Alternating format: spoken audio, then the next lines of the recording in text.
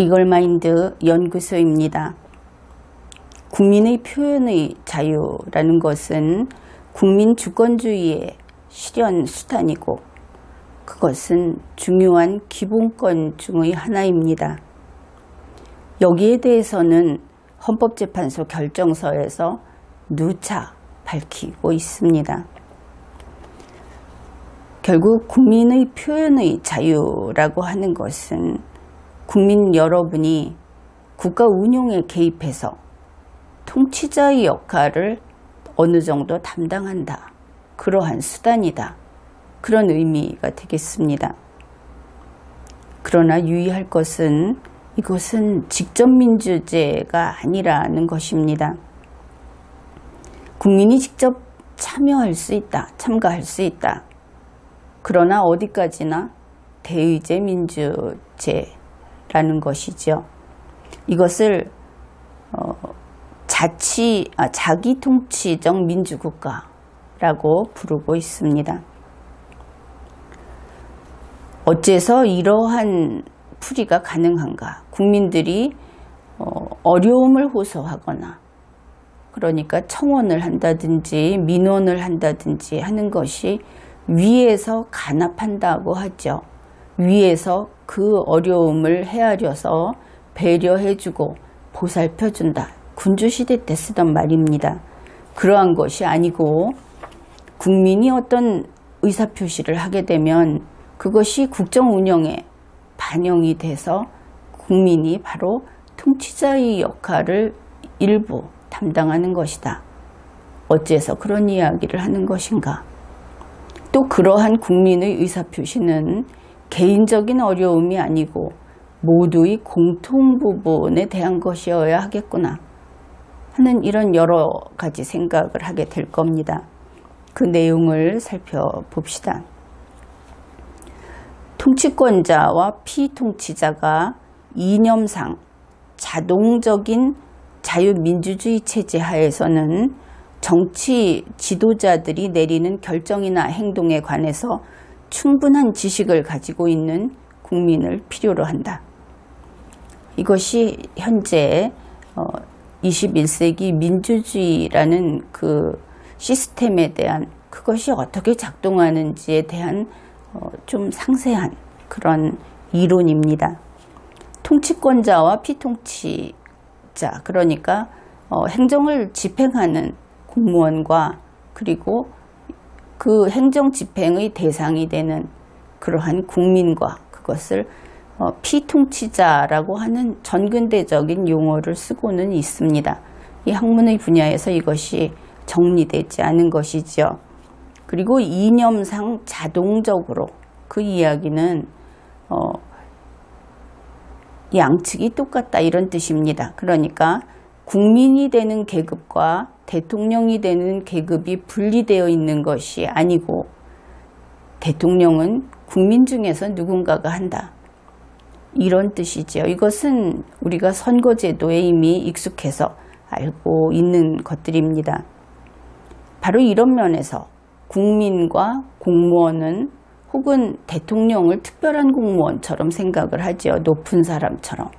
설령 그것을 높은 사람이라고 이해를 하고 있다 하더라도 그 부분도 좀 어폐는 있지만 대통령은 나도 될 수 있고 우리 아이도 될 수 있고 옆집 사람도 될 수 있다.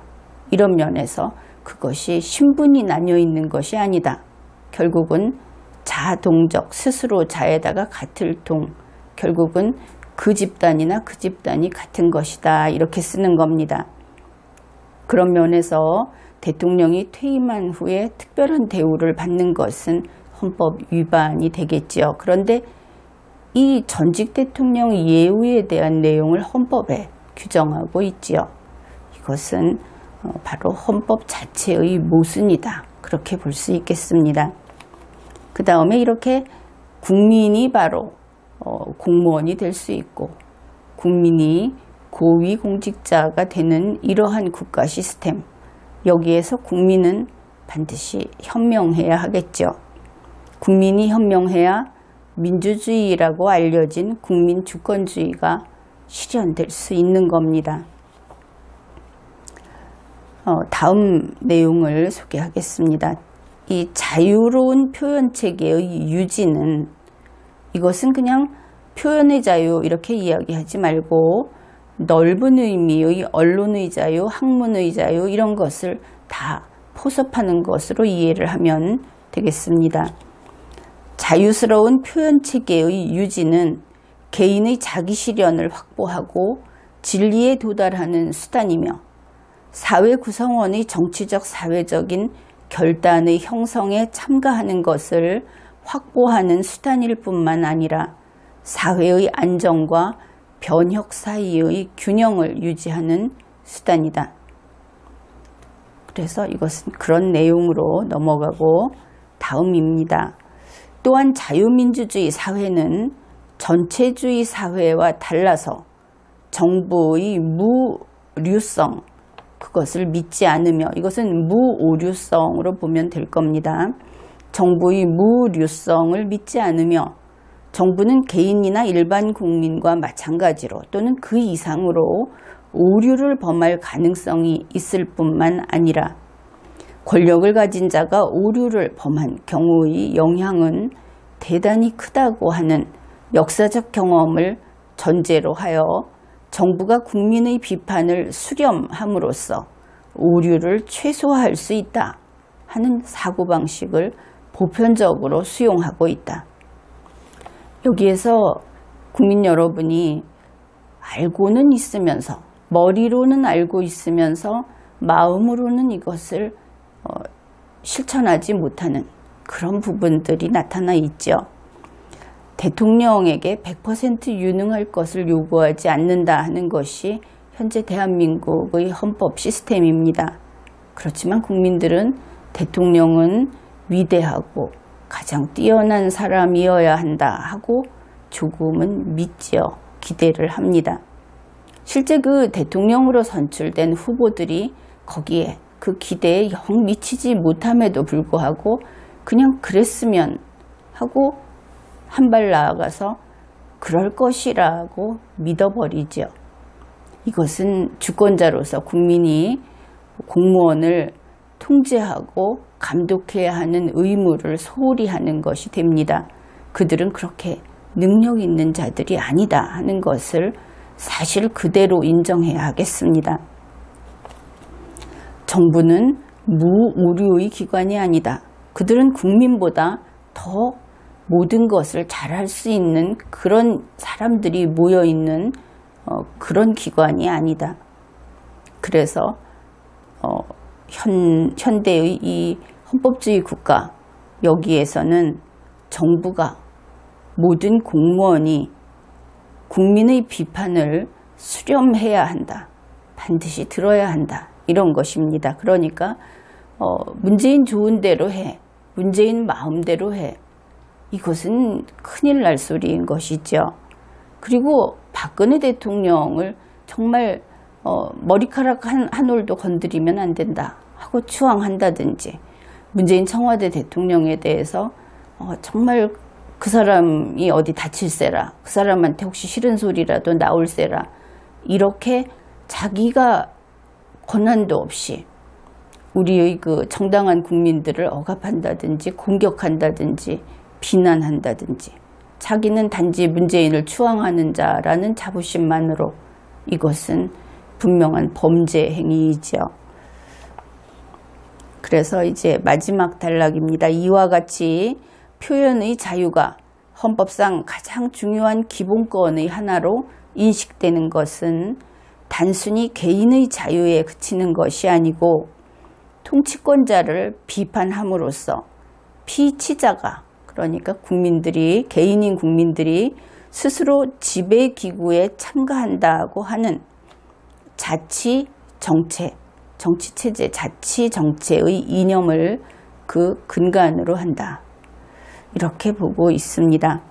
그래서 국민 여러분이 대통령의 공적 행위를 비판하는 것은 바로 여러분 자신이 대통령의 직무에 이런 식으로 참가하는 의미 있는 행위다 하는 것을 이제부터는 분명히 기억을 하고 적극적으로 그러한 행위를 하면 좋을 것입니다. 헌법재판소는 바로 이러한 자치정체라는 것을 자기통치라는 말로 표현하고 있습니다. 이러한 21세기의 국민주권주의, 21세기의 헌법주의 국가 시스템에서 민주주의라고 하는 것은 바로 이런 식으로 운영이 되는 것이고, 정부의 무오류성이라든지 대통령과 지금 같으면 문재인 청와대 정부에서 아주 대단한 두뇌 집단이 모여서 어떤 일을 구상한다고 하는데 그 자체가 정말 전근대적인 그런 사고다 하는 것입니다. 그런 의미에서 문재인 청와대 대통령 등은 우리 대한민국의 여러 전문가들이 자신을 철저히 비판해 주는 것, 그것이 바로 헌법 수호 행위라는 것을 인식하고 문재인 청와대 대통령부터 그러한 국민의 비판에 대해서 감사해야 하겠죠.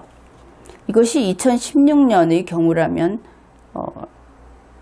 박근혜 대통령도 같은 그런 국민에게 감사해야 한다 하는 것을 알고 있었어야 하는 겁니다.